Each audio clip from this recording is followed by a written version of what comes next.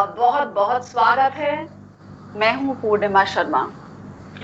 बिहार की जब हम बात करते हैं, बिहार की नदियां, क्या नदियों से खिलवाड़ किया गया इसीलिए बाढ़ आई? क्या बाढ़ नदियों की प्राकृतिक नेचर है? एक कि बाढ़ नदियों में जब मौसम मानसून का होता है तो नदियां फैलती हैं। क्या इंसान ने नदी के इलाके पे, नदी के क्षेत्र में अपने आप को फैलाया?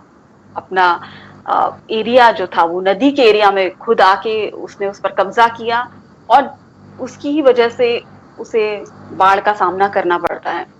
बिहार की अगर हम बात करें तो बिहार की चाहे रिवर पॉलिटिक्स है, चाहे रिवर इंजीनियरिंग है, चाहे नदी की प्रकृति है, तो इस पर आज हम चर्चा करेंगे कि क्या नदी सिर्फ पानी है, या नदी पानी के अलावा और कुछ भी है? क्या उसमें जीवन भी है?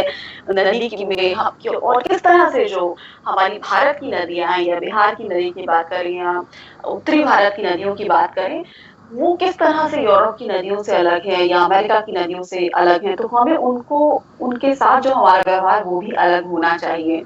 किस तरह से हिमालय से उपजाऊ मिट्टी लेकर आती है नदियां, और जहां जहां वो बहती हैं वहां की भूमि को किस तरह से उपजाऊ बनाती हैं। अगर आप फ्लड प्लेन्स पे या वेटलैंड्स पर या नदी के इलाके में कब्जा कर लेंगे और फिर आप कहेंगे कि नदी हमारे घरों में घुस रही है, तो फिर आप जिम्मेदार नदी को नहीं ठहरा सकते। इस पर आज हम चर्चा करेंगे, और इस पर बातचीत करने के लिए हमारे साथ डॉक्टर दिनेश मिश्रा जी मौजूद हैं। जब बिहार की नदियों की बात आती है तो अगर कोई इसमें विशेषज्ञ है तो सबसे बड़ा नाम दिनेश मिश्रा जी का आता है। बहुत बहुत स्वागत है दिनेश मिश्रा जी आपका हमारे कार्यक्रम में। नमस्कार। जी बताइए। जी दिनेश जी, मैं आपसे जानना चाहूंगी कि जब बिहार में नदियों की बात आती है, बिहार में एक तरह से नॉर्थ बिहार में जो बाढ़ है वो हर साल ही देखी,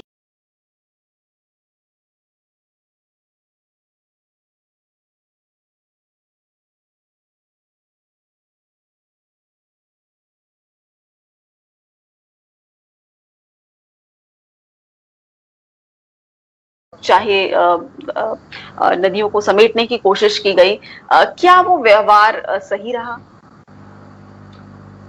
जिस वक्त ये काम किया गया था उस वक्त सही लगता रहा होगा। और वैसे तो आपने बहुत कुछ किया कि हम लोगों के साथ नदियों के रिश्ते हैं। जी वो किस तरह से पैदा हुए होंगे, हमारे पूर्वजों ने किए होंगे। क्योंकि स्क्रिप्चर्स में हमारे ये शब्द जरूर आता है, विश्वस्य मातरः सर्वा। ये नदियाँ जो हैं ये पूरे विश्व की माताएं हैं। फिर सिर्फ माताओं का ही हिस्सा हम लोगों ने नहीं रखा, उसे बहुत से आगे बढ़ करके माता बनाया, बहन बनाया, सहेली बनाया, कितने कितने रिश्ते हम लोगों ने उसके साथ कायम किए। मुझे नहीं लगता है कि हमारे पास इतना समय होगा कि किसने किया और किसने ऐसा कहा और क्या क्या हुआ। लेकिन ये है कि हमारे रिश्ते तो बने नदियों के साथ में, और उसी रूप से देखा हम लोगों ने।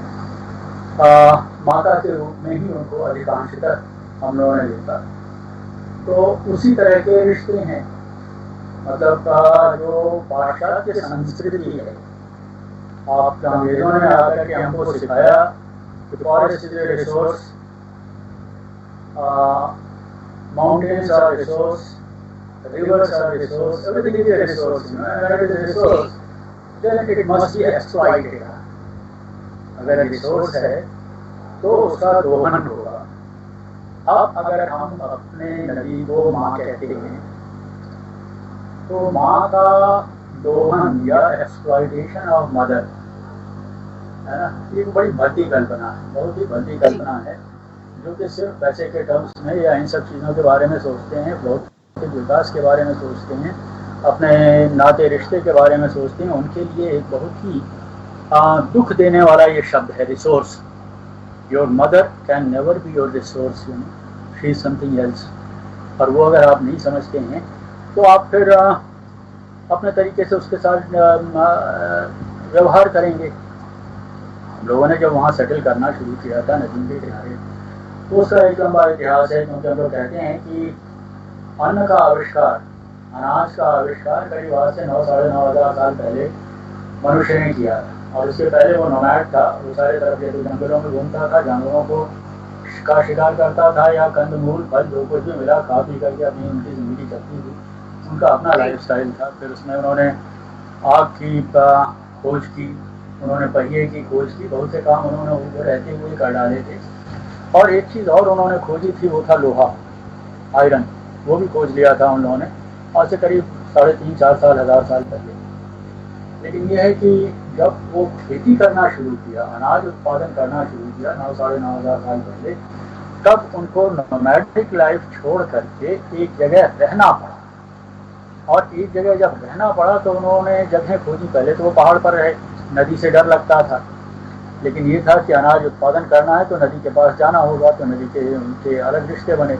लेकिन फसल काट करके वो फिर पहाड़ पर। उनमें से कुछ दुस्साहसिक लोग रहे होंगे जो उन्होंने सोचा होगा कि भाई ये हम लोग 15-20 दिन साल में परेशान रहते हैं नदी के पानी से, उसकी बाढ़ से, जब वो किनारे तोड़ करके बाहर आती है, यहीं रह जाते हैं, क्या है, कोई ना कोई उपाय कर लेंगे, ऊपर नहीं जाएंगे, पहाड़ चढ़ने में बड़ी दिक्कत होती है। तो वो साहसिक लोग वहाँ रहे, और वो जो भी उन्होंने तरीका रखा होगा, या तो डीह हम लोग यहाँ बोलते हैं, कि गांव जी में कुछ ऊंची ज़मीन बना ली, तो बरसात के समय में उस पर चले गए अपने जानवरों के साथ में। तो नदी का पानी आता है तो वो नीचे रहता है उनके खेतों तक, जो उस वक्त या तो बो दिए गए होंगे उसमें कुछ, या फिर बोने वाले होंगे, वहाँ तक रहता था, उनके घरों तक नहीं पहुँचता, वहाँ तक नहीं पहुँचता। फिर वो पीढ़ी जो बीत गई, जो लोग आए थे कि कोई बात नहीं, हम 15-20 दिन इसके साथ रह लेंगे नदी की बाढ़ के साथ में, उन लोगों ने जब नदी को देखा तब उनको लगा कि अरे इसको तो कुछ करना चाहिए भाई, ऐसे क्यों हम वहाँ चले जाएंगे, और ये पानी आता है परेशान करता है हम लोगों को, तो कुछ इंतज़ाम करना चाहिए। उन लोगों ने शायद कहते हैं कि वो नदियों के किनारे अपने जो घर या झुपड़ी बनी होगी, तो उसके किनारे एक रिंग बांध बना लिया मिट्टी का, कि नदी का पानी अगर थोड़ा चढ़ेगा, एक तो बहुत ज़्यादा चढ़ता नहीं था इसलिए कि वो पूरा मॉडरेशन था उसका, नदी पूरे इलाके पर फैलने के लिए आज़ाद थी। तो जो फ्लड लेवल बिल्ड अप होता है उसका उन नहीं होता था, आज भी नहीं होता है, अगर कोई नदी खुली छोड़ी हो तो उसमें उतना फ्लड लेवल नहीं बढ़ता है। तो उन्होंने उसके हिसाब से अपना रिंग बांध बना लिया, उसके अंदर घर बना लिया, और मैं हूँ, आपने पड़ोस में है मेरे, तो आपने मेरा रिंग बांध देखा तो आपने उसको थोड़ा और ऊंचा कर दिया, थोड़ा और चौड़ा कर लिया। इस कंपटीशन में पूरा गांव अलग अलग रिंग से घिर गया। अब जब नदी का पानी आता है आपकी तरफ बरसात के मौसम में, तो इन गैप्स के बीच से टहलता है, और उसका रास्ता हमने कम कर दिया। रास्ता कम कर दिया तो नदी के पानी की वेलोसिटी जो थोड़ी सी बढ़ती थी, वेलोसिटी बढ़ती थी तो उसका कटाव की क्षमता बढ़ती थी, और वो हमारी रिंग को काट देता था। मेरा रिंग कट गया तो मेरे घर में पानी आ गया, दूसरे का कट गया तो उसके घर में पानी आ गया। तो फिर धीरे धीरे लोगों को लगा कि ठीक है, हमने बनाया सुरक्षा के लिए, लेकिन ये चलने वाला मामला नहीं, कुछ और करना पड़ेगा। बैठे होंगे लोग साथ में, क्या क्या कहते हैं, घर की सुरक्षा के लिए बेहतर है कि हम गाँव को घेर लेते रिंग से। गाँव में ही पानी नहीं घुसेगा, गाँव में पानी नहीं घुसेगा तो हमारा घर भी बचा रहेगा, कोई दिक्कत नहीं है। इसके साथ फिर समस्या आती है कि गांव भी तो एक ही गांव नहीं था ना, आसपास में और लोग भी रहते थे, उनके भी गांव थे, तो उन लोगों ने भी अपने साथ वही काम करना शुरू किया। फिर नदी का दूसरा किनारा था, अगर हम अपने किनारे पर नदी के प्रवाह में बाधा डालेंगे तो वो दूसरे किनारे वाले भी सफर करेंगे, वो पानी उनकी तरफ ज़्यादा जाने लगेगा, तो वो भी कुछ करेंगे, वो भी कुछ करेंगे, तो उनके यहाँ भी परेशानियाँ पैदा होती होंगी। तो पहले रिंग टूटती थी, अब तो गाँव का ही रिंग टूटता है। मुझे लगता है कि एक स्टेज ऐसी आई होगी जबकि ये सारे लोग मिल करके, उनका जो कुछ भी सरदार रहा हो या राजा रहा हो या शासक रहा हो, जो कुछ रहा हो, उसके पास गए होंगे कि हम लोगों ने इतना तो करके देख लिया, लेकिन ये नदी का पानी हम लोग को परेशान करता है, तो आप कुछ उपाय कीजिए। तो राजा प्रजा का संबंध वहाँ था, तो राजा जो था अपने प्रजा की सुरक्षा के लिए उसने अपने मंत्रियों को या नवरत्नों को या जो भी नाम हो उनका, उनको बुलाया हुआ कि भाई प्रजा के सामने ऐसी ऐसी तकलीफें आ रही हैं, तो इसका कुछ उपाय कीजिए। और जो सबसे समझदार उन लोगों का मंत्री या नवरत्न रहा हुआ, उससे कहा हुआ कि आप कुछ इंतजाम कीजिए इसका, और संसाधन की कमी नहीं होगी, आपके पास जो कुछ भी खर्च होगा वो राज्य के हिस्से आएगा। मंत्री जो था उसने सोचा कि ठीक है, ये काम तो राजा की तरफ से दायित्व मेरा है तो हमको करना ही है। तो उसने कोई और आदमी पकड़ा होगा कि भाई ठीक है, इसमें तो मजदूर लगेंगे, तो आप उसका इंतज़ाम कीजिए और हम ये काम शुरू करवाते हैं। और उसके दिमाग में बात जरूर आई होगी कि ये को बचाना या गांव को बचाने की चीज नहीं है। अगर कुछ करना है तो नदी के साथ ही कर रहे, तो नदी के किनारे ही बांध। तो उस दिन पहला डोनर एजेंसी पैदा हुई होगी राजा की शक्ल, जो कि उसको फाइनेंस करेगी, फाइनेंसिंग एजेंसी। दूसरा जो मंत्री रहा होगा, जिसको कि खामखा इंजीनियर दर्जा मित्र, वो पहला इंजीनियर होगा। और जिस आदमी को जिम्मा दिया होगा कि तुम मजदूरों का जुगाड़ करो और हम ये काम करेंगे, वो पहला ठेकेदार रहा होगा। इन तीनों की उत्पत्ति एक ही दिन हुई, एक फाइनेंसिंग एजेंसी, एक इंजीनियर और एक ठेकेदार। वहाँ से इनके रिश्ते बड़े होंगे और तब नदियों के किनारे वो बांध बने।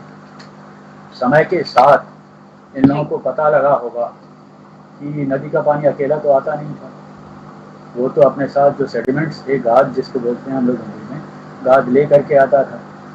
तो ये एम्बैंकमेंट बन जाने की वजह से वो गाद का आना हमारे यहाँ बंद हो गया, कम हो गया।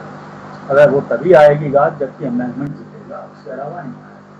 तब हमारी ज़मीन की फर्टिलिटी पर उसका असर पड़ता है, हमारे ग्राउंड वाटर पर उसका असर पड़ता है, बहुत सी चीज़ें होती हैं। और कोई भी तटबंध आज तक दुनिया में न तब और न अब ऐसा बना है जो कि टूटे नहीं। और जब टूटेगा नहीं, जब टूटेगा तो पहले जो बाढ़ दिल्ली की तरह से आती थी आपके इलाके में, अब वो बाढ़ बन करके आएगी, शेर बन करके आएगी, क्योंकि आपने उसका लेवल बढ़ा दिया हुआ है एम्बैंकमेंट बना करके।